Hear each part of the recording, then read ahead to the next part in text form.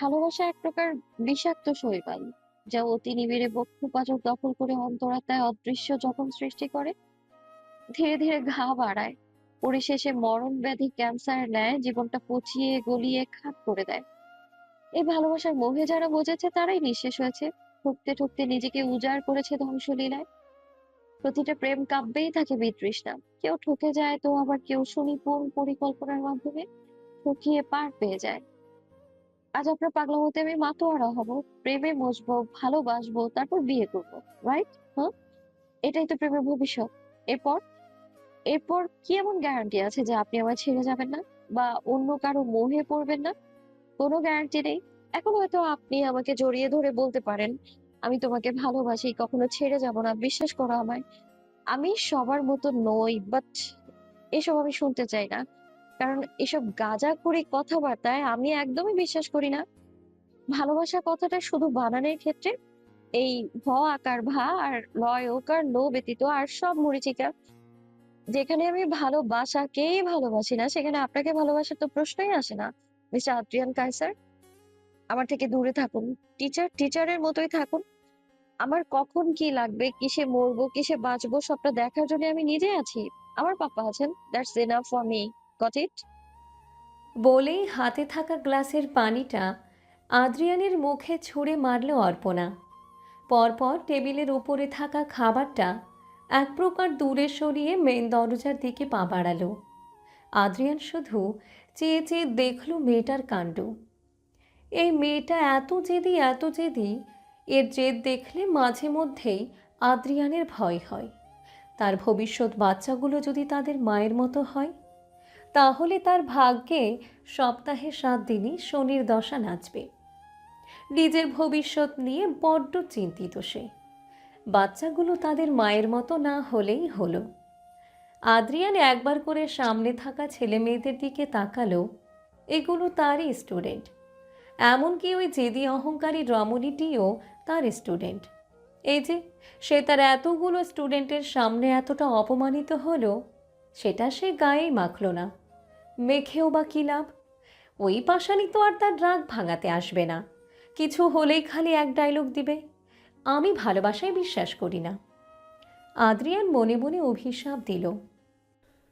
একদিন তুমিও প্রেমে পড়বে মেয়ে, একদম কোমর ভেঙে পড়বে। তখন তোমার ওই অহংকার বেলুনের মতো হাওয়া হয়ে যাবে, দেখে নিও। মনে মনে অভিশাপ দেওয়া শেষ হলে পকেট থেকে রুমাল বের করে মুখটা মুছে নিল। ভাগ্যিস গ্লাস ভর্তি পানি ছিল না, তাহলে এই পানিতে তার আজকের গোসলটা কভার হয়ে যেত। মুখ মুছে চিরাচরিত প্রফেসর লুকে ফিরে এলো আদ্রিয়ান। সামনে থাকা 4জন ছেলেমেয়েদের দিকে তাকিয়ে গম্ভীর কণ্ঠে বলল, স্টুডেন্ট, তোমরা দাঁড়িয়ে আছো কেন? খাবার কন্টিনিউ করো। স্যারের আদেশ পেয়ে বসে পড়ল 4জন। এতগুলো খাবার তো আর নষ্ট করা যায় না। আদ্রিয়ান ক্যাশ কাউন্টারে গিয়ে 8 নম্বর টেবিলের বিল পে করে সবার থেকে বিদায় নিয়ে রেস্টুরেন্টের বাহিরে বের হলো। শখের হেলমেটটা ভেঙে চুরে মাটিতে গড়াগড়ি খেতে দেখে তপ্ত শ্বাস ফেলল আদ্রিয়ান। যাওয়ার আগে ঠিকই তার হেলমেটটা গুঁড়ো গুঁড়ো করে দিয়ে গেছে বজ্জাত মেয়ে একটা। হেলমেটটা হাতে তুলে রাস্তার ওই পাশে পুকুরে ছুঁড়ে মারল আদ্রিয়ান। পরপর বাইকে উঠে স্টার্ট দিল। উদ্দেশ্য পাষাণ মানবীকে খুঁজে বের করা। এই পাগল একবার যেহেতু খেপেছে, আগামী 3-4 ঘন্টা বাড়ি ফিরবে বলে মনে হয় না। তাই আপাতত তাকে এই মেয়ের পিছন পিছন টহল দিতে হবে। মাঝারি স্পিডে বাইক ছুটছে রমনার রোড ধরে। গায়ের লং শার্টটা বাতাসের সাথে সাথে ধপধপ শব্দ তুলছে। লম্বা চুলগুলো গার্ডার দিয়ে আটকানো থাকলেও ছোট ছোট চুলগুলো চোখে মুখে বাড়ি খাচ্ছে। সন্ধ্যার পরপর এদিকটায় প্রচুর বাড়ি থাকে সন্ধ্যার পরপর এদিকটায় প্রচুর গাড়ি থাকে। এই ব্যাপারটা প্রচণ্ড রকমের বিরক্ত লাগে অর্পণার। শান্তিমতো বাইক রাইড করতে না পারলে মনের খায়েশ মেটে না। তার উপর কিছুক্ষণ আগে ঘটা রেস্টুরেন্টের ঘটনার জন্য মাথায় অদম্য রাগ চেপে আছে। ওই প্রফেসরটাকে মাঝে মধ্যে অর্পণার কাছে পাগল মনে হয়। এত অপমান করে, তারপরেও তার হ্যাংলামি কমে না। কি আছে অর্পণার মাঝে? যাই থাকুক না কেন, এভাবে হ্যাংলামো করে কি প্রমাণ করতে চায় সে অর্পণাকে ভালোবাসে? এই নিমক হারামের বংশধরদের আবার ভালোবাসা? হুঁ, এই ভালোবাসার উপর থুতু ছুঁড়ে অর্পণা। মাথায় দপদপ করা রাগটা কিছুতেই কমছে না। এই তো ঘণ্টাখানিক আগে রাতে ডিনার করতে 4 বন্ধুকে নিয়ে রেস্টুরেন্টে ঢুকেছিল অর্পণা। উদ্দেশ্য তাদের সাথে 2-3 ঘন্টা আড্ডা দিয়ে তারপর বাড়ি ফেরা। এমনিতেও সে তেমন একটা বাড়িতে থাকে না, থাকবেই বা কার সাথে? পাপা ছাড়া তো আর কেউ নেই তার। পাপাও এখন অন্য ডিস্ট্রিক্টে। পাপা ছাড়া তো আর কেউ নেই তার। পাপাও এখন অন্য ডিস্ট্রিক্টে। অগত্যাই একাকিত্ব কাটাতে বন্ধু বান্ধব নিয়ে রেস্টুরেন্টে ঢোকা। সবার ইচ্ছা মতো খাবার অর্ডার করে প্রতিবারের ন্যায় আড্ডায় মেতেছিল 5 জন। মিনিট 25 পেরোতেই ওয়েটার খাবার নিয়ে এলো। সহসাই খাওয়া শুরু করলো তারা। খাওয়ার এক পর্যায়ে হুট করে বিষমুঠায় পরপর কাশতে লাগলো অর্পণা। বন্ধু বান্ধবদের মাঝে একজন পানি দিতে নিবে, তখনই সেটা ছো মেরে নিয়ে নিল কেউ একজন। এক হাতে জড়িয়ে ধরে আগলে নিল অর্পণাকে। পানিটা মুখের কাছে ধরে পিঠে আলতো চাপড় দিতে লাগলো। এ পর্যায়ে অর্পণার মনে হলো তাকে বুঝি তার পাপাই আগলে রেখেছে। তবে যখন বুঝল তাকে আগলে রাখা মানুষটা তার পাপা নয়, বরং সবচেয়ে অসহ্যকর ব্যক্তি আদ্রিয়ান কাইসার, তখনই ফুঁসে উঠল অর্পণা, ধমকের স্বরে বলল, এই, আপনি এখানে কি করছেন? আর আমাকে এভাবে ধরলেন কোন সাহসে আপনি? সাহস তো আমার বরাবরই বেশি, জানেন। যাই হোক, এই ঝাল খাবারটা কেন খাচ্ছিল তুমি? জ্ঞান বুদ্ধি সব লোপ পেয়েছে? রাতে জ্বর এলে কে দেখবে? কেমন বন্ধু বান্ধব তোমরা? ও যে জাল খেতে পারে না এটা তোমরা জানো না? আটকাওনি কেন? ইরা মাথা নত করে বলল, সরি স্যার, বাট অর্পণা অনেক জেদি, মানা করলেও কথা শুনতে চায় না। আদ্রিয়ান রাগী চোখে অর্পণার দিকে তাকালে অর্পণা তার থেকেও অধিক চক্ষু গরম করে তার দিকে তাকালো। আমি যা খুশি খেলাম তাতে আপনার কি? অতিরিক্ত অধিকার দেখাচ্ছেন আপনি, বিষয়টা একদমই পছন্দ হচ্ছে না আমার। আর একবার আমার বিষয়ে নাক গলাতে আসছে না, আপনার নাক নয় বরং গলাটা আলাদা করে দিব। দূরে হাঁটেন। বলেই হালকা ধাক্কায় আদ্রিয়ানকে নিজের থেকে দূরে সরিয়ে দিল। আদ্রিয়ান চোখে মুখে অসহায়ত্ব ফুটিয়ে বলল, অর্পণা, তুমি কি আমায় কোনো দিন বুঝবে না? আমার ভালোবাসাটা কি বরাবরের মতো জোকস বলেই উড়িয়ে দিবে? অন্যের করা ভুলের শাস্তি আমায় কেন দিচ্ছ? আমি কি করেছি বলো? আদ্রিয়ানের আবেগপ্রবণ কথাগুলো জ্বালা ধরিয়ে দিল অর্পণার সর্বাঙ্গে। এসব গাঁজাখুরি কথাবার্তা তার হজম হয় না। অগত্যাই মনের ভিতরে থাকা চাপা রাগটা আদ্রিয়ানের মুখের উপর পানি ছোড়ার মাধ্যমে প্রকাশ করল। হঠাৎ পাশাপাশি বাইক রাইডের শব্দ হতেই পাশ ফিরে তাকালো অর্পণা।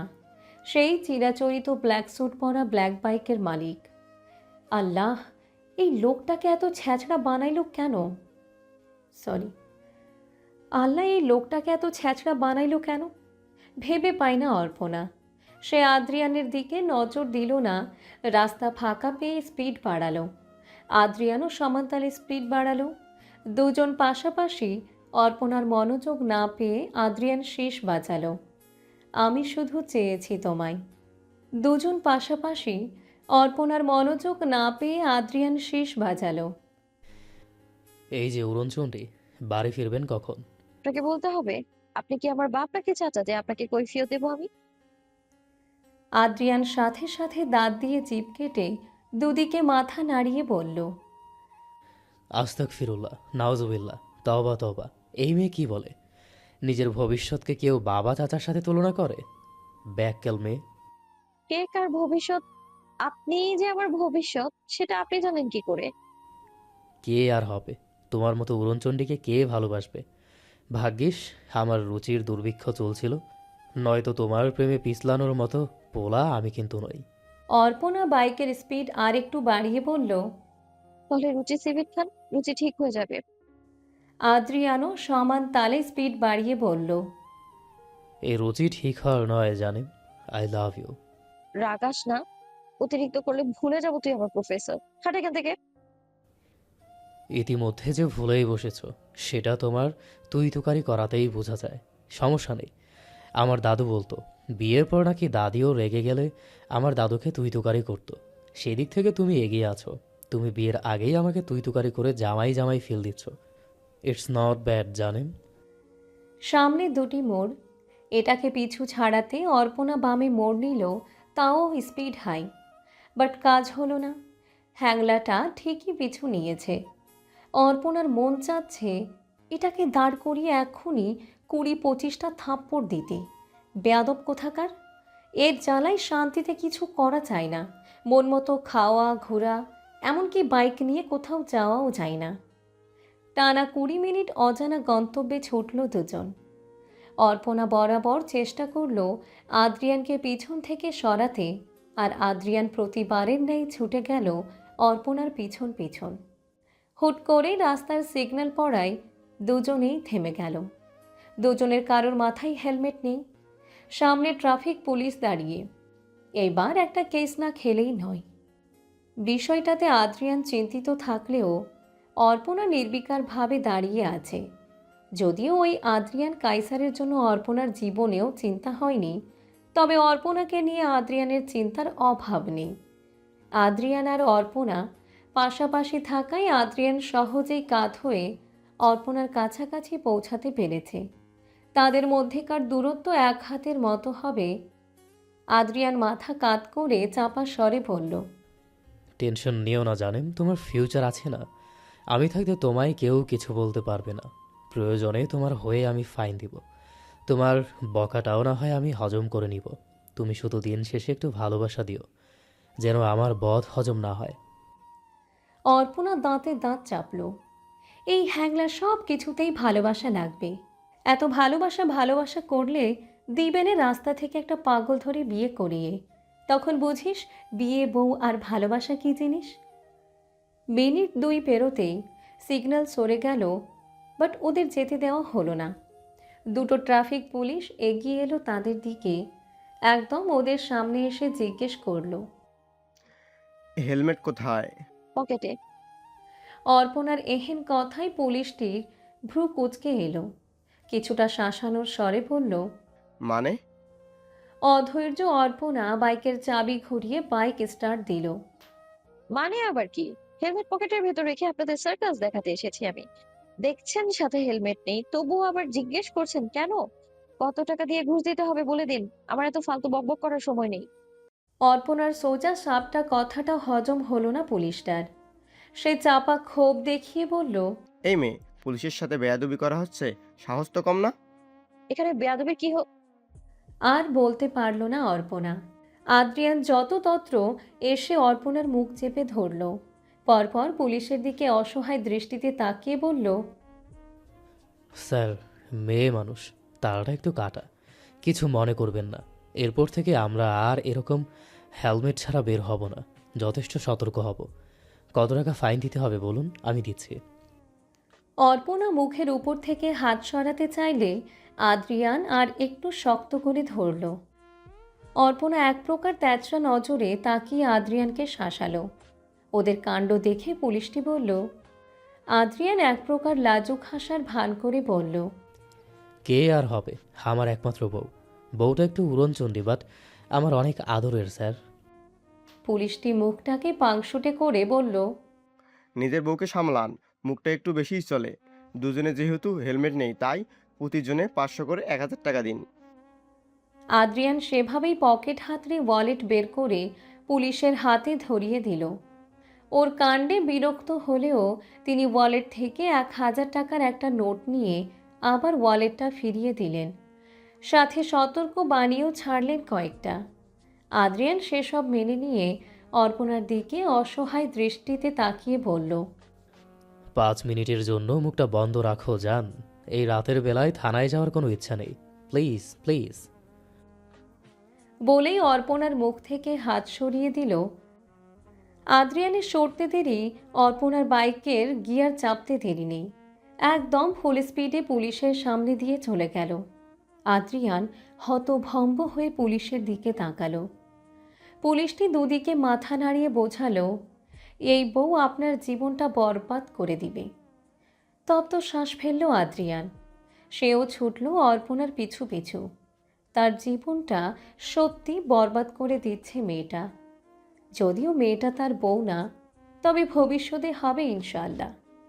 কিছু পথ যেতেই আবারও সামনে দুটো মোড় পেল। এখন সে কোনোটাতে এখন সে কোনটাতে যাবে ভেবে পাচ্ছে না। কোনটাতে গেলে অর্পণাকে পাবে। এই মোড়ে মোটামুটি লোক সমাগম রয়েছে, তাই আদ্রিয়ান ভাবল কাউকে জিজ্ঞেস করবে একটু আগে বাইকটা কোন মোড়ে গিয়েছে। আদ্রিয়ান যখন নজর বুলিয়ে মানুষ খুঁজতে ব্যস্ত, তখনই নজর আটকালো সামনাসামনি থাকা ফুচকা স্টলটায়। সাথে সাথে মাথায় এক চিন্তার আবির্ভাব ঘটল। ডান হাতের তর্জনী আঙ্গুল তুলে কপাল ঘষে আওড়ালো, অর্পণা, ওদের দেখিনি তো। সুনিপুণ আঙ্গুলে গিটারের তারে টংটাং সুর তুলছে এক রমণী। গিটারধারী রমণীর পরনে লুজ ট্রাউজার ও ওভার সাইজ টি শার্ট। লম্বা কেশরাশি অবাধে ছড়িয়ে রয়েছে পিঠ জুড়ে। সামনের ছোট ছোট চুলগুলো নির্বিকারভাবে ঢেকে রেখেছে তার লালিত চোখজোড়া। অন্য ঘরগুলো ড্রিম লাইটে কমলা, খয়েরি আর গোলাপি আভা ছড়িয়ে পড়লেও এই মাঝারি সাইজের ঘরটা ডুবে আছে ডার্ক বাদামি আলোর গভীরতায়। যেন অন্ধকারের ভেতর আরেক অন্ধকারকে নিঃশব্দে পুষে রাখার প্রচেষ্টা। সময়টা তখন রাত 2:25। গত 15 মিনিট যাবৎ ফেসবুকে সরাসরি লাইভ চলছে। রমণীটি প্রায় মধ্যরাতে হুটহাট লাইভে আসে। গিটারের টংটাং সুর তোলে, মন চাইলে গান গায়, কখনো সম্পূর্ণটা গায়, কখনো অর্ধেকটা গেয়েই থেমে যায়, আবার কখনো কোনো বাক্য ব্যয় না করেই হুট করে লাইভ ছেড়ে বেরিয়ে যায়। আজও ব্যতিক্রম হলো না। রাত 2:10 বাজতেই প্রতিটি ফ্যান ফলোয়ারের ফোনে নোটিফিকেশন ভেসে উঠল, পৃথা জামান ইজ লাইভ। তার মানে পৃথা জামান লাইভে এসেছে। সবাই বলে জেনজিরা নাকি রাতে ঘুমায় না। তারই প্রমাণ পাওয়া গেল এই 15 মিনিটে। এটুকু সময়ে 5 লাখেরও বেশি মানুষ যুক্ত হয়েছে লাইভে। তাদের দৃষ্টি ফোনেতে নিবদ্ধ। ব্যাপারটা লাইভ হলেও তারা পৃথা জামানকে কখনোই সরাসরি দেখেনি। যতটা দেখেছে এই বাদামি আলোয় কারোর আবছা অবয়ব। এখন প্রশ্ন আসে, তাহলে তারা কিসের টানে পৃথা জামানের লাইভে আসে? কেন সহ্য করে এই রমণীর বেপরোয়া কার্যক্রম? তার অবশ্য মুখ্য একটা কারণ আছে। এই রমণীর গানের গলা এবং গিটারের টংটাং শব্দগুলো সবচেয়ে আলাদা। তার গাওয়া প্রতিটি গান হিট। আজ লাইভে যে গান গাইবে, গতকাল সেসব ফেসবুক, টিকটক, ইনস্টা সাথে আরও অনেক সোশ্যাল প্ল্যাটফর্মে ভাইরাল হয়ে যাবে। যদিও তার এই পাবলিসিটি অর্জন একদিনের নয়, কয়েক বছর লেগেছে এমন একটা ফ্যানজোন তৈরি করতে। রমণীটি যখন মন দিয়ে গিটারের সুর তুলছিল, তখন লাইভে থাকা ফ্যানরা বারবার মেসেজ করছিল, পৃথা গান স্টার্ট করো, আজও ডিফারেন্স কিছু চাই, স্টার্ট। মেয়েটা সেসব মেসেজ দেখেনি, কখনো দেখার প্রয়োজনও মনে করেনি। তার যখন ইচ্ছা হয় সে তখন গান গায়, আর এটাই তার নিজস্ব নিয়ম। গিটারের টংটাং শব্দে সময়ের ঘোর কাটে আরও 5 মিনিট। পরপর গিটারের সাউন্ড বাড়ল, তাতে দেওয়া হলো জ্যামসের মোস্ট ফেমাস সং ভিগি ভিগি এর সাউন্ড। ধীরে ধীরে গান ধরল রমণীটি। হিন্দি আর বাংলা গানের সংমিশ্রণে জনতা পাগল প্রায়। সকলেই মেসেজের মাধ্যমে অ্যাপ্রিসিয়েট করছে, wow, like a best song and you are my best singer for ever. এসব অ্যাপ্রিসিয়েটগুলোকেও নজর দিয়ে দেখল না অর্পণা। তার কাছে এসব নতুন কিছুই না। গান গাইতে গাইতে হুট করেই মানসপটে কারো চেহারা ভাসতেই গানের মাঝখানে থেমে গেল অর্পণা। কোনো বাক্য ব্যয় ব্যতীত এক লহমায় মোবাইলটা মেঝেতে ছুঁড়ে মারল। একটা বারও ভাবল না তার ফ্যানজোনের কথা। তার এই উগ্র আচরণে ফ্যানরা কতটুকু বিরক্ত হবে তাও ভাবল না। মূলত তার শান্তি লাগছে না, কোথাও শান্তি নেই। এই গান গেয়েও আজ মনকে শান্ত করতে পারছে না। সে তো ওই মহিলাকে ঘৃণা করে, তাহলে তাকে দেখে তার কেন কষ্ট হবে, কেন অস্থির হবে প্রাণটা? নিজের উপরই রাগ হচ্ছে অর্পণার, আর সেই রাগ মেটাতে হাতের কাছে যা পেল তাই দেওয়ালে ছুঁড়ে মারল। এই জীবনটা তার বিরক্ত লাগে, জাস্ট বিরক্ত। খুব করে চাই এই জীবন থেকে মুক্তি নিতে, সারা জীবনের মতো এই ধরনের মায়া ত্যাগ করতে, কিন্তু পাপার জন্য পারে না। তার যেমন পাপা ছাড়া কেউ নেই, তেমন পাপারও তো অর্পণা ছাড়া কেউ নেই।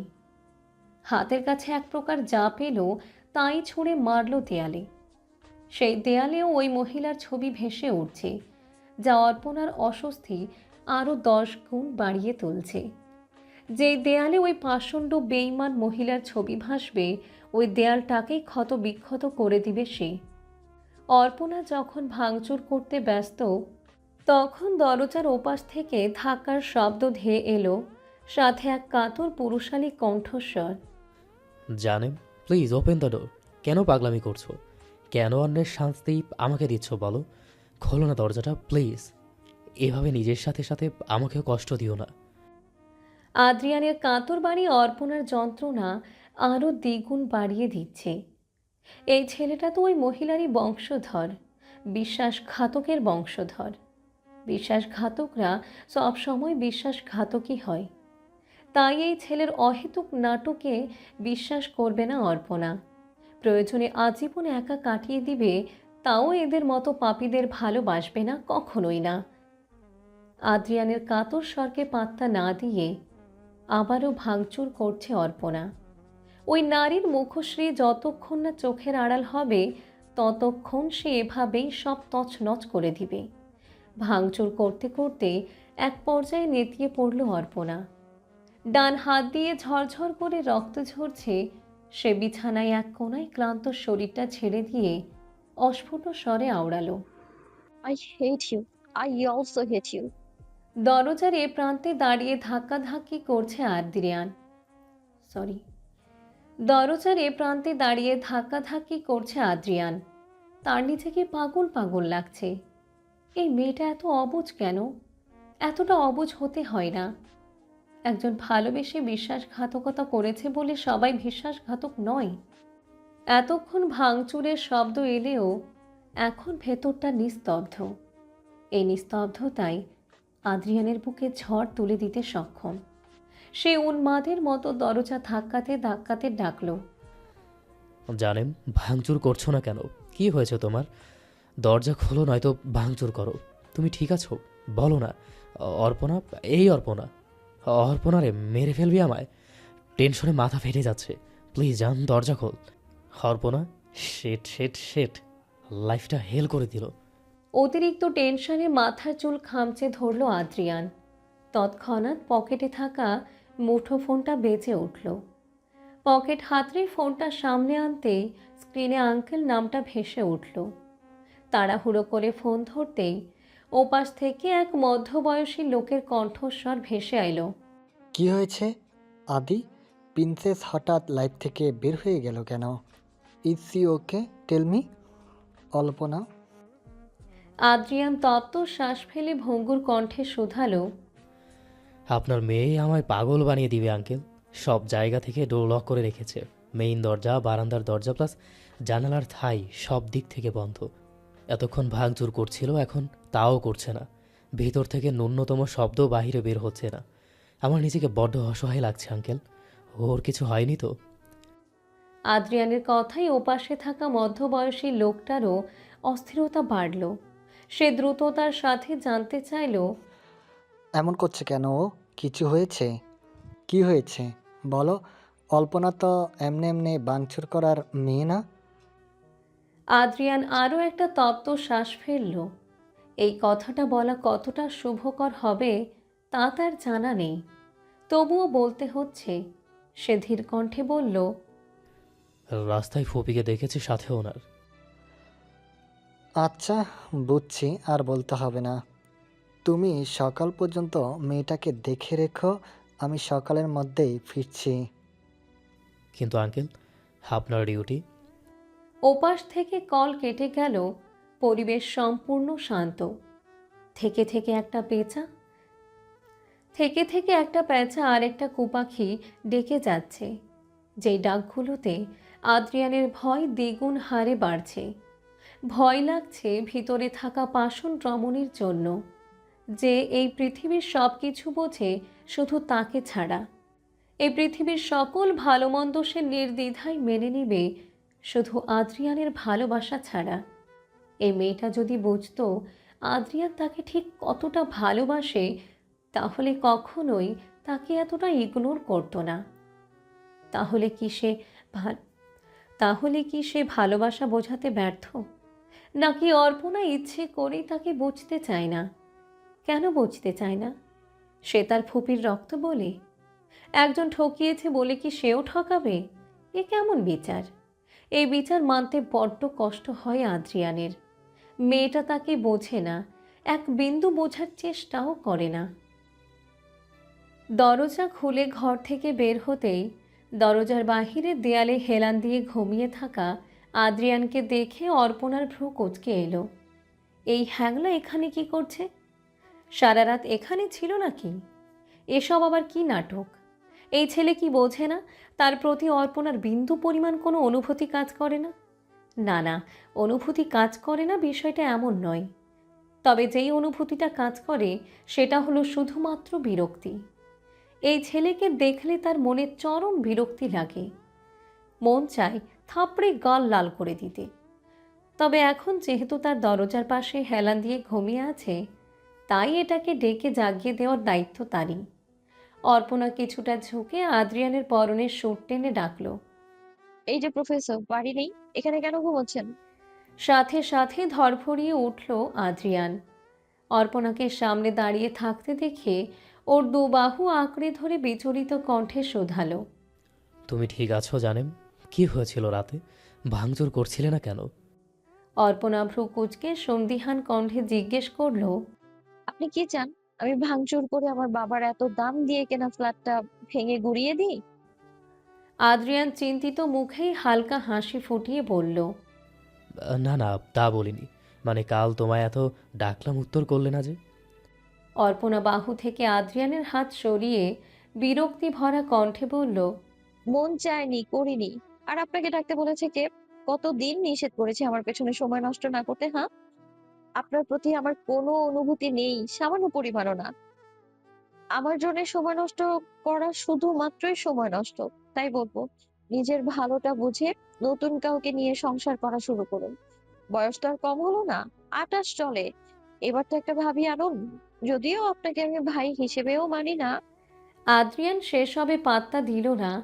এই মেয়ের এক কথা, এসব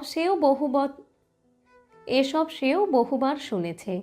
আপাতত এসব শুনতে শুনতে তারও বিরক্তি ধরে গিয়েছে, তাই এসবে আর কান দিবে না। আদ্রিয়ান তীক্ষ্ণ চোখের সামনে দাঁড়ানো মেয়েটাকে পরখ করতে লাগলো, কোথাও কোনো আঘাত কিংবা অঘটন ঘটিয়েছে কিনা। হিসাব মাফিক ডান হাতে একটা কাটা দাগ থাকার কথা, কিংবা সফেদ রঙা ব্যান্ডেজ থাকার কথা, কিন্তু ডান হাত তো মেয়েটা পকেটে ঢুকিয়ে রেখেছে। তাহলে সে এখন হাতটা দেখবে কি করে? আদ্রিয়ান কিছুটা গাঢ় নিঃশ্বাস ফেলে বলল, জানেম, তোমার ডান হাতটা পকেট থেকে বের করো। কতটুকু কেটেছে আমি দেখতে চাই। সেসব দেখে আপনার কি কাজ? আমি ব্যান্ডেজ করে নিয়েছি। এসব আমার পাপাকে বলতে যাবেন না, তাহলে দেখা যাবে ইয়াং ম্যান কাজ কাম সব ছেড়ে তোর পিতা ওপা গুছিয়ে চলে এসেছে আমার কাছে। অর্পণার মুখ থেকে কথাটা বেরোতে দেরি, ফ্ল্যাটের কলিং বেল বাজতে দেরি নেই। অর্পণার রাগে কটমট করে আদ্রিয়ানের দিকে তাকালো।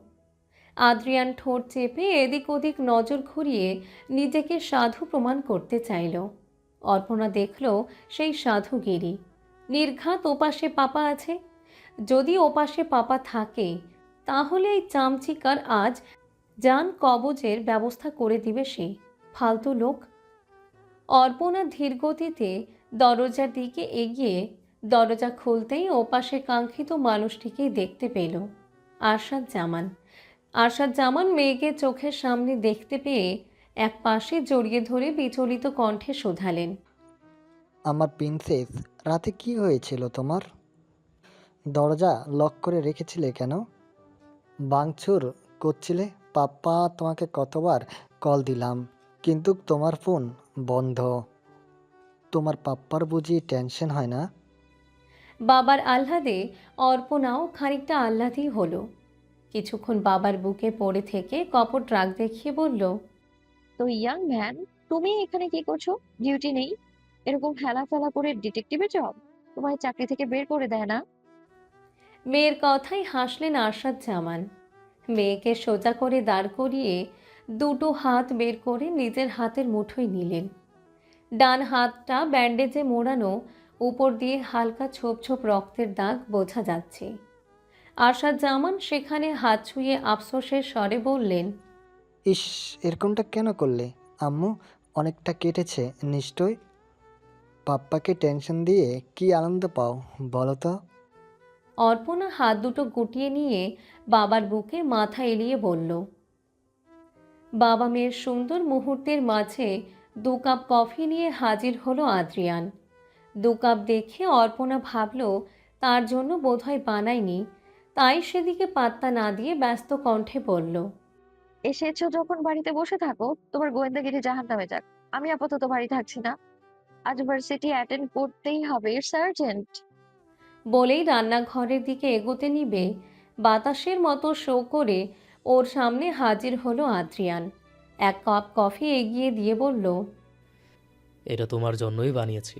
আর হ্যাঁ, আজ তোমার কোথাও যাওয়া হচ্ছে না। আপনার কথায়? তো আবার কার কথায়?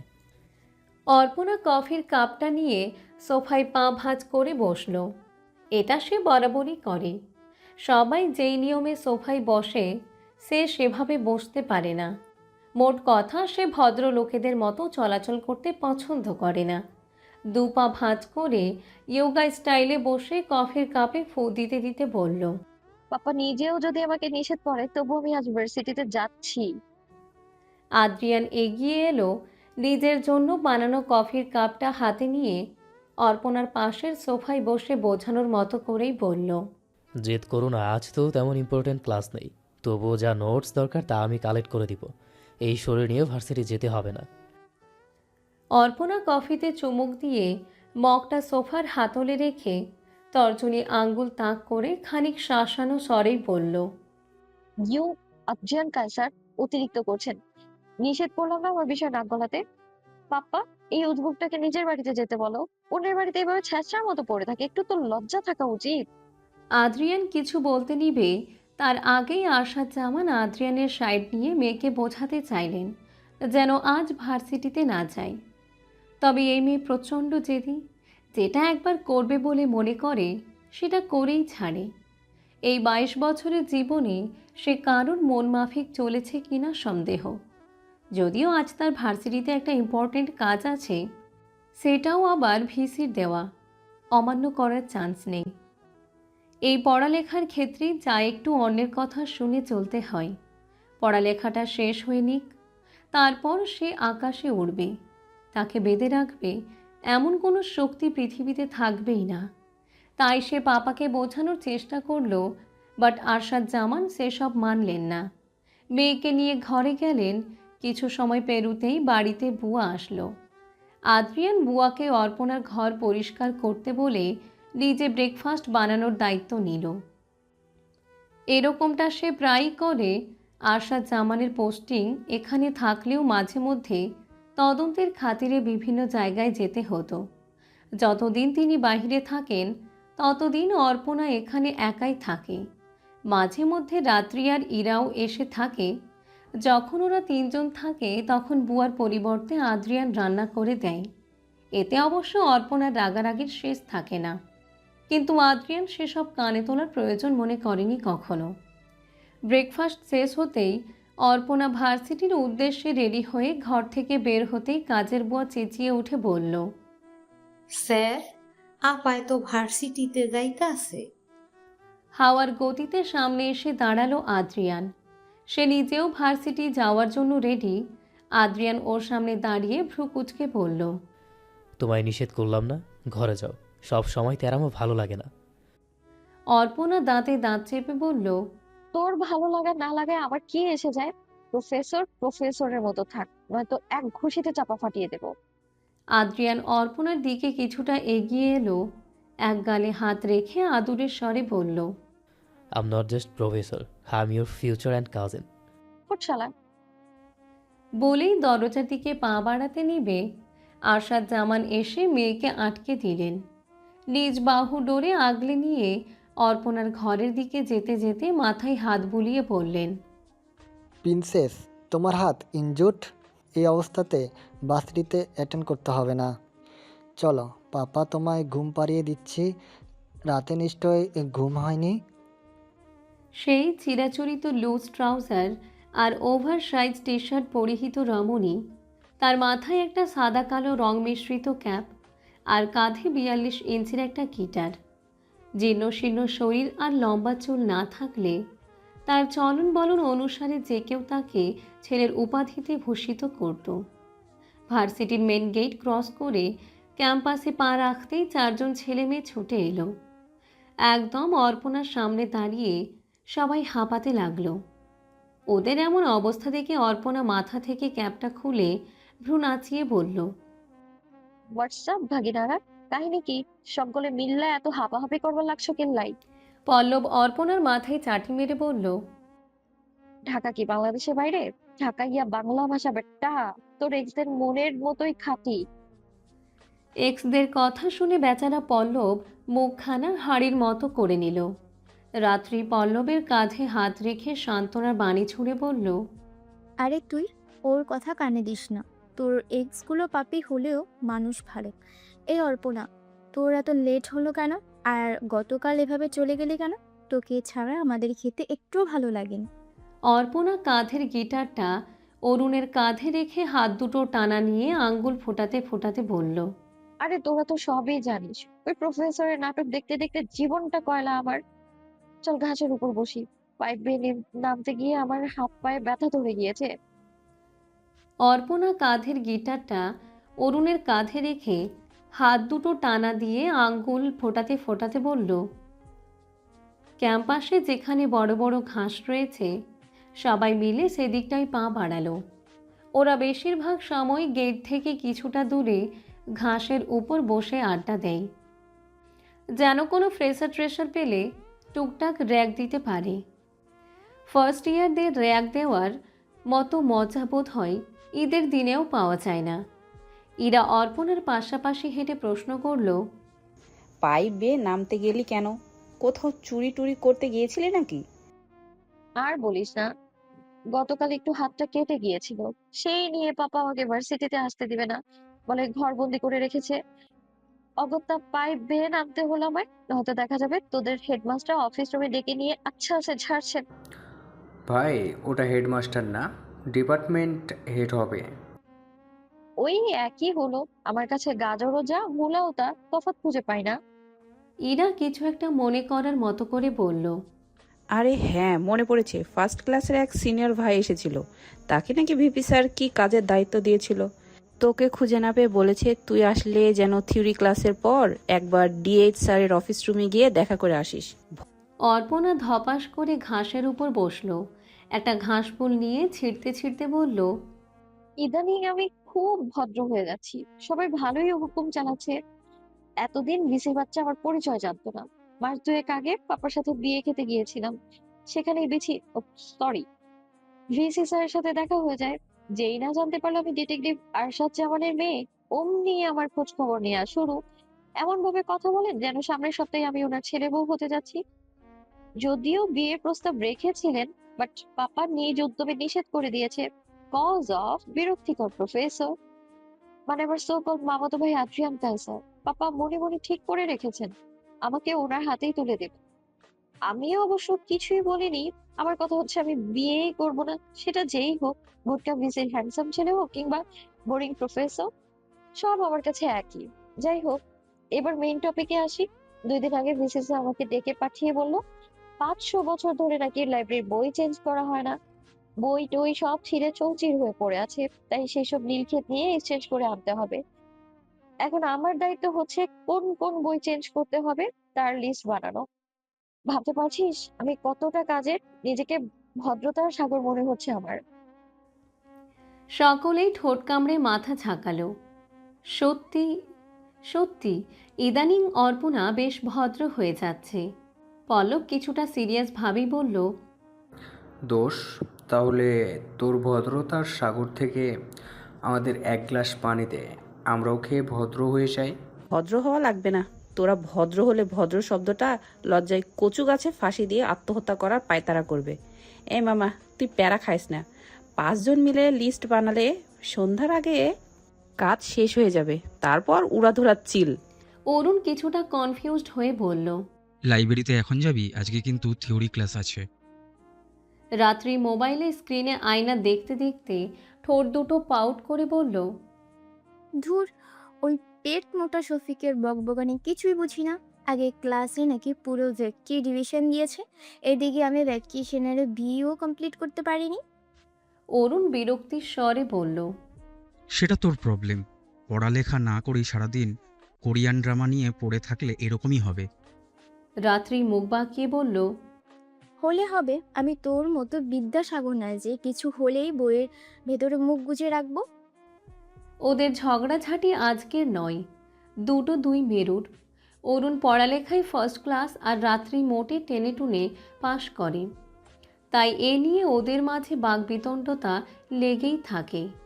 ইরা ওদের থামাতে ধমকের স্বরে বলল, এই তোরা থামবি? অর্পণা কি করবি? থিওরি ক্লাস বাং দিবি? অর্পণা এতক্ষণ বসে বসে ঘাসের ফুল ছিঁড়ছিল আর ওদের কথা শুনছিল। এবার ও ওর হাতে থাকা সকল ফুল অরুণের মুখে ছুঁড়ে মেরে অলস ভঙ্গিতে বলল, তোদের বলেছি উদ্দাই চিল্লাস। থিওরি শুরু হবে 12টায়, শেষ হবে 2টায়। তারপর আমরা টানা 3-4 ঘন্টা কাজ করব, সাথে কিছু জুনিয়র সিনিয়ররাও থাকবে। এত সেন্টি খাও কেন মামা? তো এই 1 ঘন্টা কি করবি? এন্টারটেইনমেন্ট। কিভাবে?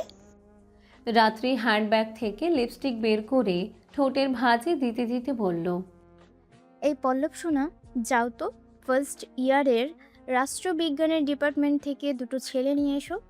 জুনিয়রদের ভোমরা চেহারা দেখতে মন চাচ্ছে। অরুণ নাক সিটকে বলল। জাস্ট বিরক্তিকর। ওর নাক সিটকানো দেখে রাত্রি রাগে ফেটে পড়ল। তোর কি রে আবে, তোর কি? আমার কথা শুনতে এত বিরক্ত লাগলে শুনিস না, যা। সে অরুণের হাত ধরে বইটা কেড়ে নিয়ে দূরে ছুঁড়ে মেরে রাগে ফুঁসতে ফুঁসতে বলল। বলতে বলতে কণ্ঠ ভেঙে এলো মেয়েটার, চোখ দুটো চিকচিক করছে, ভাব এমন যেন এখনই কেঁদে দিবে। এই মেয়েকে নিয়ে বন্ধুমহল সত্যি বিরক্ত। ওদের 5 জনের মাঝে রাত্রির সবচেয়ে আদুরে। কিছু হলেই অভিমান করে কেঁদে কেটে বন্যা বানিয়ে দিবে। অরুণ আর চোখে রাত্রিকে দেখে অর্পণাকে ইশারা করলো যেন বিষয়টা দেখে নেয়। অর্পণা হাতে থাকা ক্যাপটা ঘোরাতে ঘোরাতে বলল, অরুণ, তুই সব সময় এমন করিস। এই রাত্রি একদিন রাতে একটা বস্তা নিয়ে বের হবি, বুঝলি? ওটাতে অরুণকে ভরে বুড়িগঙ্গায় ভাসিয়ে দেবো। হ্যাপি? মেয়ে মানুষের নাটক দেখতে দেখতে আজ 18টা এক্স জমা হয়েছে, তাই এসব মেয়ে মানুষের ঢং সহ্য হয় না পল্লবের। সে হাত পা ছড়িয়ে ঘাসের উপর শুয়ে পড়ে বলল, তোগো নাটক শেষ হলে বলিস, এখন আমরা কিভাবে এন্টারটেনড হতে যাচ্ছে। জীবনে এন্টারটেনমেন্ট এর দুর্ভিক্ষ চলতেছে, কিছু একটা কর। ইরা বলল, আই সবাই মিলে একটা গান গাই। গতকাল কিন্তু অর্পণ লাইভে পুরো ফাটিয়ে দিয়েছিল, একদম হিন্দি বাংলা মিক্স করে অসাম গাইছে গানটা। যদিও পুরোটা গাওয়া হয়নি, তবুও সকাল থেকে ইনস্টাতে তোলপাড়, সব জায়গায় এক গান। ভেবে দেখেছিস কি তারারাও যত আলোক বর্ষ দূরে। থাম, সেসব কথা বাদ। লাইভ নিয়ে আলোচনা করা আমার পছন্দ না। অরুণ, তুই গিটার বাজা, আমার ডান হাত ইনজিওর্ড। অরুণ গিটারটা সামনে এনে টুংটাং করতে করতে বলল। কোনটা গাইতে চাস? পল্লব বলল, লাস্টবার সবাই মিলে একটা গান শিখেছিলাম না, এই যো এখন অনেক রাত, এইটা গা। ওকে, স্টার্ট। অরুণ হাতের ধাঁচ বাড়ালো। গায়ে তেমন পারদর্শী না হলেও সে ভালোই গিটার বাজাতে পারে। অরুণ হাতের ধাঁচ বাড়ালো। গানে তেমন পারদর্শী না হলেও সে ভালোই গিটার বাজাতে পারে। তাদের বন্ধু মহলে 5 জনের কণ্ঠই সুন্দর, তবে অর্পণারটা বেস্ট। ওর সাথে কারোর তুলনা হয় না। রাত্রি বাদে সবাই মিলে একসাথে শুরু করলো। রাত্রিকে গাইতে না দেখে ইরা ওর পিঠে কিল বসালো। রাত্রি শ্বাস টেনে ঠোঁট উল্টে গাইল। কেন যে অসংকোচ বন্ধ কানের কলি, পাখা বেডে তালে সোজাসুজি কথা বলি। আমি ভাবতেও পারিনি তুমি বুকের ভেতর ফাটছো আমার, শরীর জুড়ে তোমার প্রেমের বীজ। আমি থামতে পারিনি তোমার গালের নরম দুঃখ আমার। দু হাত দিয়ে মুছে দিও প্লিজ। এখন অনেক রাত, তোমার কাঁধে আমার নিঃশ্বাস। আমি বেঁচে আছি তোমার ভালোবাসায়। ছুঁয়ে দিলে হাত আমার বৃদ্ধ বুকে তোমার মাথা, চেপে ধরে টলছি কেমন নেশা। আচ্ছা, এই শফিককে এক্সচেঞ্জ করে অনু ম্যামকে আনা চায় না? ভাই বিশ্বাস কর, ওই ফটকার পর আমি কিছুই বুঝি না। এহেম এহেম এহেম। বলতে বলতে লাইব্রেরির চিপায় থাকা মোটা বইয়ের স্তূপ থেকে একটা বই টান দিতেই ধুলোবালির তোপে কাঁচতে শুরু করলো রাত্রি।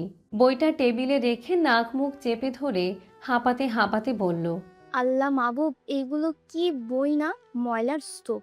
500 বছর না, আমার মনে হয় 2000 বছর ধরে কেউ এই তাকের বই ছুঁয়েও দেখেনি। সবই তোদের মতো মূর্খ স্টুডেন্টের ঢাবিতে চান্স দেওয়ার ফল।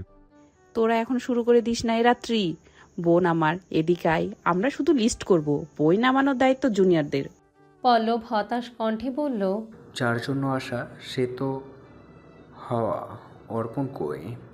এই ছিমড়ির জন্য যতটা পেয়ারা খাওয়া লাগে, আমার 18টা একসাথে মিলেও মনে হয় না এত পেয়ারা দেয়নি।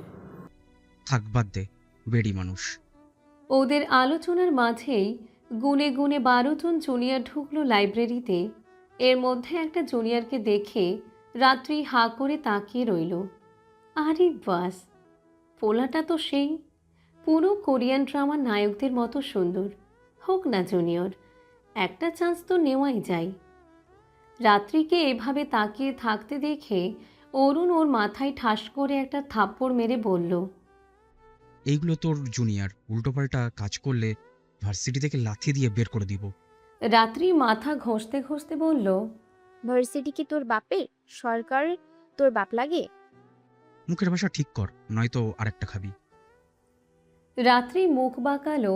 তখনই একটা সিনিয়রের সাথে কথা বলতে বলতে লাইব্রেরিতে ঢুকলো অর্পণা। সবাইকে দাঁড়িয়ে থাকতে দেখে হাত উঁচিয়ে হাই দিল। পল্লব বাঁ হাত পেছনে নিয়ে বায়ু দূষণের মতো অঙ্গভঙ্গি করে সেই বায়ু হাতের মুঠোয় নিয়ে অর্পণার দিকে ছুঁড়ে মারল। সাথে সাথে ফিক করে হেসে দিল সেখানে উপস্থিত থাকা সকলে। অর্পণা নাক কুঁচকে বিড়বিড় করে বলল, ফাজিলের কারখানা। পরপর সিনিয়রের উদ্দেশ্যে বলল, নিহার ভাইয়া, এখানে 6টা কাগজ আছে। লাইব্রেরির তাকগুলো 6 ভাগে ভাগ করে এক এক ভাগের লিস্ট এক একজন করবে। জুনিয়র যারা আছে তাদের মধ্যে এক একজনের আন্ডারে দুজন দুজন করে কাজ করবে। এবার আমার প্রস্তাব আপনার মন মতো হোক বা না হোক, আমি এভাবেই কাজ করব। আপনার কোনো অভিযোগ থাকলে গুড বাই, আপনি একাই কাজ করুন। নিহার নামক ছেলেটা ভ্রু কুঁচকে অর্পণার দিকে তাকালো। এই মেয়েটাকে সে ক্যাম্পাসে বহুবার দেখেছে। কেমন ছেলেদের মতো চলাফেরা, পোশাক আশাকও ছেলেদের মতো। তবে মেয়েটা বেশ সুন্দরী, কিন্তু ব্যবহারে অ্যাটিটিউড জঘন্য। এইভাবে কেউ থ্রেট দিয়ে কথা বলে? প্রস্তাবটা অবশ্য খারাপ না, এমনিতেই সে এই প্রস্তাব মেনে নিত। এখন যেহেতু এত বড় থ্রেট আসলো, তখন ঝামেলা না করে মেনে নেয়াই যাক। নিহার মাথা ঝাঁকিয়ে বলল, ওকে, স্টার্ট করো। অর্পণা নির্বিকারভাবে দাঁড়িয়ে হাতে থাকা ক্যাপটা উল্টো পাল্টে দেখতে লাগলো। এভাবেই কাটলো 2 মিনিট। নিহার বাকি 4 জনের দিকে তাকিয়ে দেখলো তারাও তাদের মতো কথা বলায় ব্যস্ত। নিহার অবাক হয়ে জানতে চাইল, কি হলো, সবাই দাঁড়িয়ে আছো কেন? কাজ স্টার্ট করো। অর্পণা শেষ বাজিয়ে গলা খাকারি দিয়ে বলল, আপনার মন চাইলে আপনি করুন, আমাদের যখন মর্জি হবে তখন আমরা কাজ করব। আমাদের উপর কারো হুকুম চলে না। যান, আপনি সামনের দিকটা দেখুন, আমরা 5 জন বাকিগুলো দেখে নিব। বলেই পকেটে হাত গুজে অন্যদিকে তাকিয়ে আবারও শীষ বাজাতে শুরু করলো। নিহার বিরক্তিসূচক দৃষ্টি ফেলে দুজন জুনিয়র নিয়ে কাজে লেগে পড়ল। সময় গেল আরও 10 মিনিট। হাত দুটো টানা দিয়ে একটা জুনিয়রের দিকে তাকালো। 1000 টাকার নোট বাড়িয়ে দিয়ে বলল, এই বাবু, যাও তো 5টা স্প্রে নিয়ে আসো। তুমি খাবে? থাক, 1000 টাকার যতটা আসে ততটাই নিয়ে আইসো। বাবু ডাক শুনে থতমত খেয়ে গেল ছেলেটি। তবুও সিনিয়র আপু দেখে টাকা নিয়ে চুপচাপ বেরিয়ে গেল। অর্পণ সবাইকে ইশারা করতেই যে যার মতো জুনিয়র নিয়ে কাজে লেগে পড়ল। লাইব্রেরির আকার অনেক বিশাল হওয়ায় বইয়ের সংখ্যা অনেক। কম করে হলেও 8 থেকে 10 বছর ধরে বইগুলো পড়া হচ্ছে। অনেক বই ছিঁড়ে খুলে গিয়েছে। বড় বড় দার্শনিকদের লেখা বইগুলোর যাচ্ছে তাই অবস্থা। এমনিতে এগুলো কেউ ছুঁয়েও দেখে না, আর ছুঁয়ে দেখেনি বলেই ময়লা আবর্জনায় ভরপুর হয়ে রয়েছে। সবাইকে ভালো দিকগুলো দিয়ে অকর্মা একদম পেছনের সাইডের দায়িত্ব নিল। সবাইকে ভালো দিকগুলো দিয়ে অর্পণা একদম পিছনের সাইডের দায়িত্ব নিল। জুনিয়র দুজন যখন মন দিয়ে বই নামাচ্ছিল, তখন মাঝারি পর্যায়ে বইয়ের তাক থেকে ধাম করে একটা কালো বই পড়ল। বইটা দেখতে কালো, উপরে কিংবা সাইডে কোনো লেখক কিংবা বইয়ের নাম লেখা নেই। যেই ছেলেটি বইটা পেল সে বইটা অর্পণার দিকে এগিয়ে দিয়ে বলল, আপু, এটা একটু দেখুন। দেখতে বই মনে হচ্ছে না? কেন লেখক কিংবা বাইরের নাম লেখা নেই? অর্পণা অলস ভঙ্গিতে বইটা নিল। হাতে নিয়ে পকেট থেকে রুমাল বের করে বইটা মুছতেই বুঝল এটা একটা ডায়েরি। ডায়েরিটা কালো এবং বেশ মোটা। এই ডায়েরি এখন খুব একটা চলে না। 2019-এর দিকে এটার বেশ চল ছিল। অর্পণা ডায়েরিটা ঘুরিয়ে ফিরিয়ে দেখতেই পিছনের দিকে একটা 19 সালের ট্যাগ দেখতে পেল। অর্পণা অলস ভঙ্গিতে বইটা নিল। হাতে নিয়ে পকেট থেকে রুমাল বের করে বইটা মুছতেই বুঝল এটা একটা ডায়েরি। ডায়েরিটা কালো এবং বেশ মোটা। এই ডায়েরি এখন খুব একটা চলে না। 2019-এর দিকে এটার বেশ চল ছিল। অর্পণা ডায়েরিটা ঘুরিয়ে ফিরিয়ে দেখতেই পেছনের দিকে একটা 19 সালের ট্যাগ দেখতে পেল। তার মানে এটা 19 সালে তৈরি হওয়া ডায়েরি। এত আগের ডায়েরি এখানে কি করছে? দেখে তো মনে হচ্ছে কারোর পার্সোনাল ডায়েরি। অবাধ্য অর্পণার কৌতূহল বাড়ল। ডায়েরিটা খুলে দেখার প্রবল ইচ্ছা জাগল মনপটে। তবে কারোর পার্সোনাল কোনো কিছু তার অনুমতি ব্যতীত ওপেন করা অভদ্রতা। কিন্তু তথাকথিত অর্পণা তো ভদ্র নয়, তাহলে এত কার্টেসির কি আছে? সুতরাং সে এটা টুস করে খুলে নিয়ে ঠাস করে পড়ে নিতে পারবে। এতে লোকে তাকে অভদ্র বলার হলে বলুক। অভদ্র ডাক শুনতে তার খারাপ লাগে না। অগত্যা প্রথম পেজ উল্টাতেই সেখানে লাভ শেপের একটা কার্ড দেখতে পেল। অর্পণা হুটোপুটির ন্যায় কার্ডটা খুলতেই সেখানে একটা লেখা দেখতে পেল, দীপু অ্যান্ড পারু। লেখাটা দেখে ভ্রু গুটিয়ে হেসে ফেলল অর্পণা। কোন বলদ জানি দেবদাস উপন্যাস লিখতে গিয়ে দীপ অ্যান্ড পারু। লেখাটা দেখে ভ্রু গুটিয়ে হেসে ফেলল অর্পণা। কোন বলদ জানি দেবদাস উপন্যাস লিখতে গিয়ে দেব পারুর জায়গায় দীপ পারু লিখে রেখেছে। পরপরই হাসি বন্ধ করে ডায়েরির প্রথম পেজে চোখ রাখতেই দেখল সেখানে জলজল করে ভেসে উঠেছে দীপ পারুর প্রেম কথন। তার মানে এটা কোনো টাইপ মিস্টেক নয়, সত্যি কারো প্রেম কাহিনী। ভেবেই বোরিং হলো অর্পণা। আবারও সেই প্রেম ভালোবাসা। এই পৃথিবীতে কি প্রেম ভালোবাসা ছাড়া আর কিছু নেই? এখন বিরক্তি লাগলেও অর্পণা এটা পড়বে। জাস্ট নিজেকে অভদ্র প্রুফ করার জন্য হলেও অন্যের পার্সোনাল ডায়েরি পড়া উচিত। ওর ভাবনার মাঝে জুনিয়রটি বলল, আপু, আমরা কি আরো বই নামাবো? অর্পণা ডায়েরিটা সাইড করে নিজের কাছে রেখে দিয়ে বলল, হ্যাঁ, কন্টিনিউ করো। আপু, আমরা কি আরো বই নামাবো? তাহলে ওই ডায়েরিটা কি করব? ফেলে দেব নাকি রেখে দেব? এটা আপাতত আমার কাছে থাক। গতকাল এসে লাইব্রেরিয়ানের সাথে কথা বলে ফিরিয়ে দেব। তোমরা তোমাদের কাজ করো। ছেলে দুটো মাথা ঝাঁকিয়ে নিজেদের মতো কাজে লেগে পড়ল। অর্পণাও আগের মতো লিস্ট করায় মনোযোগ দিল। তাদের এই বন্ধু মহলে 5 জন 5 গুণে গুণান্বিত। তাদের মধ্যে সবচেয়ে সুন্দরী হচ্ছে রাত্রি। সে তার নামের মতোই স্নিগ্ধ এবং কোমল। লম্বায় 5'1" হবে।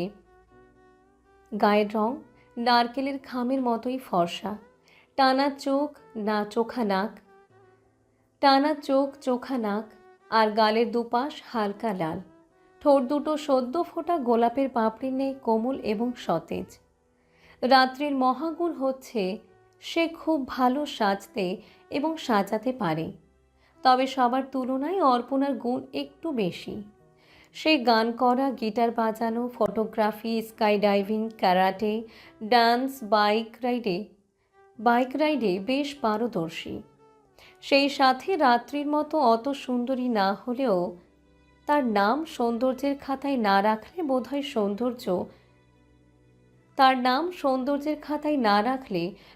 সৌন্দর্য রাগ করে বসবে। লম্বায় 5'1", তার চোখ দুটো হরিণের মতো গোল আর বড় বড়। যখন পলক ঝাপটায় তখন দেখলে শুধু দেখতেই মন চায়। মুখের সাইজটা একদম সরু চিকন, যেখানে সর্বদা মায়া মিশ্রিত থাকে। হালকা বোচা নাক, শিমুলের তুলোর ন্যায় ত্বক, সরু পাতলা ঠোঁট। ইরার গায়ের রংটা একটু চাপা এবং তার স্বভাব অত্যন্ত সাদামাটা। সে যেমন সাদামাটা তেমন ওর পছন্দের রঙও সাদা। লোকে বলে শ্যামলাদের নাকি সাদা রঙে বেমানান লাগে। ঠিক ওই কারণেই যেদি ইরা সর্বদা সাদা গাউন, সাদা কুর্তি, সাদা সালোয়ার স্যুট পরে থাকে। মোট কথা হচ্ছে লোকের যা সহ্য হয় না সে ওইটাই করবে। কি এমন ঠেকা পড়েছে যে অন্য লোকের কথা মতো জীবনযাপন করতে যাবে? ওসব ভদ্রতা চুলোই যাক। যেই ভদ্রতা আমাদের আত্মসম্মানকে আমের আঁটির মতো মাটিতে লুটোপুটি খাওয়ায়, ওইসব ভদ্রতা চুলোই যাক যে ভদ্রতা আমাদের আত্মসম্মানকে আমের আঁটির মতো মাটিতে লুটোপুটি খাওয়ায়। সে লম্বায় 5'2", গায়ের রং শ্যামলা, সরু চোখা নাক, ঠোঁটটা গাঢ় বাদামি, অত্যন্ত এভারের চেহারা। সেখানে মায়া ব্যতীত এক্সট্রা কিছুই খুঁজে পাওয়া যায় না। ইরা আর্ট অ্যান্ড ক্রাফটে বেশ পারদর্শী। তাদের বন্ধু মহলে নামকরা ছ্যাঁকাখোর হচ্ছে পল্লব। তার বর্তমানে 18টা এক্স জমা হয়েছে কজ অফ মেয়েদের ন্যাকামি। সে বেচারা ন্যাকা মেয়েদের টলারেট করতে পারে না, তাই আপাতত 18 জনের সাথে ব্রেকআপ করে নিজেই মাঝে মধ্যে ডিপ্রেশনে চলে যায়। কবে তার মনের মতো একটা মেয়ে পাবে যে তার মতো স্ট্রং মাইন্ডের হবে, কথায় কথায় প্যারা দিবে না। পল্লব দেখতে খুব সুন্দর। যে কোনো মেয়েরা প্রথম দেখায় মুগ্ধ হতে বাধ্য। আপাতত পল্লবের এই মেয়ে পটানোর গুণ ব্যতীত কিছুই নেই। বলতে গেলে পল্লবের একটা গার্লফ্রেন্ডকেও তার স্বচক্ষে দেখেনি, তবে সে মেয়েদের সাথে ভালোই ফ্লার্টিং করে। এরপর বাকি থাকে অরুণ। সে পড়ালেখায় দুরন্তর। পরিসংখ্যান ডিপার্টমেন্টে সে বরাবর ফার্স্ট ক্লাস। তার হাতের লেখা প্রিন্টের থেকেও সুন্দর, যেন এক একটা অক্ষর তার মেজারমেন্ট অনুসারে বসানো। গায়ের রং লাল ফর্সা, দেখতে বেশ সুন্দর, তবে পল্লবের মতো অতটা নয়। ওরা দুজনেই লম্বায় 5 ফিট নয়। পেছন থেকে দেহের গঠন দেখে বোঝার উপায় নেই কোনটা অরুণ আর কোনটা পল্লব। ওদের 5 জনের বন্ধুত্ব হয়েছিল এক প্রকার অদ্ভুতভাবেই। অর্পণা তখন ফার্স্ট ইয়ার। ভার্সিটির এন্ট্রি গেট পেরোতেই সিনিয়রদের খপ্পরে পড়ে। অর্পণা বরাবরই জেদি, তথাকথিত অভদ্র, তাই নিজেকে অভদ্র প্রমাণ করতে তর্কাতর্কিতে লিপ্ত হয়। অ্যাট লাস্ট তর্ক শেষে সিনিয়ররা যখন ওকে ছেড়ে দেয়, তখন সে ফিরতি ঘাড়তেরামি করে বলে, এতক্ষণ আপনাদের দেয়া টাস্ক নিতে আমি রাজি হইনি, কারণ আমার কারো হুকুম মানতে ভালো লাগে না। এখন আমার মর্জি হয়েছে একটা টাস্ক নিতে। বলুন কি করা লাগবে? কঠিন কিছু দেবেন না, আলতু ফালতু কাজে আমি আবার এন্টারটেইনমেন্ট খুঁজে পাই না।